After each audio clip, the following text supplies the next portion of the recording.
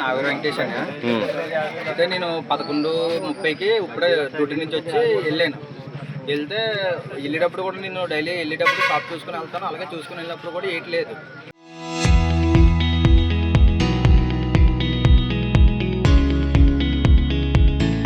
అయితే కరెక్ట్గా నాకు 11:40కి కుర్రలు ఫోన్ చేసి అన్నీ మీ బాగా తగలడిపోతుందని అని చెప్పేసి అంటే ఎక్కడి నుంచి తగలడుతుందండి అంటే కింద నుంచి తగలడుతుంది అన్నారు.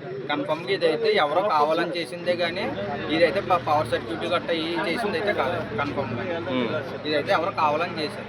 కావాలని చేయడం కంటే ఓన్లీ ఆడవాళ్ళే మెయింటైన్ చేస్తారు కదా. ఆడవాళ్ళు మెయింటైన్ చేస్తారు. మరి ఆడవాళ్ళకి ఎవరికి గొడవలు ఉండే గొడవలు గట్ట ఎవరుకుంటారు కానీ ఇదైతే కావాలని కన్ఫర్మ్గా చేశారండి. ఎందుకంటే ఇప్పుడు పవర్ సర్క్యూట్ అవుతే పవర్ లైన్ వాళ్ళతో కూడా ఎందుకంటే మాకు తెలిసిన వాళ్ళు వాళ్ళకి కూడా ఫోన్ చేస్తే పవర్ సర్క్యూట్ అవుతే మాకు 11:50కి షట్ డౌన్ అయిందండి.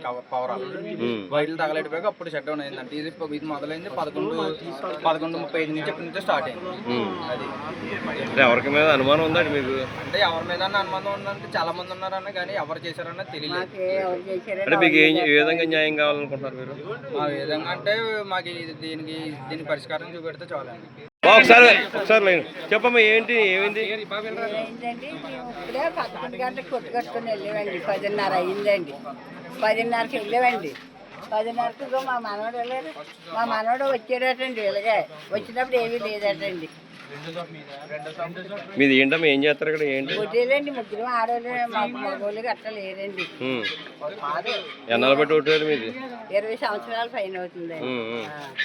ఇప్పుడు ఏం కలిపింది? మీకు ఏమైంది అక్కడ? అవన్నీ చాలా సామాను ఉన్నాయండి. గైండ్లు అది అని కిరాణా సామాను, డబ్బులు అవి ఇక్కడ వెళ్ళి చెప్తామండి.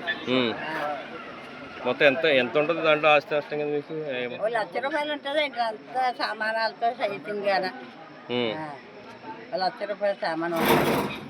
గైండ్లు అయితే సామానాలు అయితే అన్నీ అండి. పొద్దునకి రెడీ చేశారు టిఫిన్? రెడీ చేసుకున్నామండి. పిండి, కిరాణా సామాను ఇవన్నీ తెచ్చుకున్నామండి.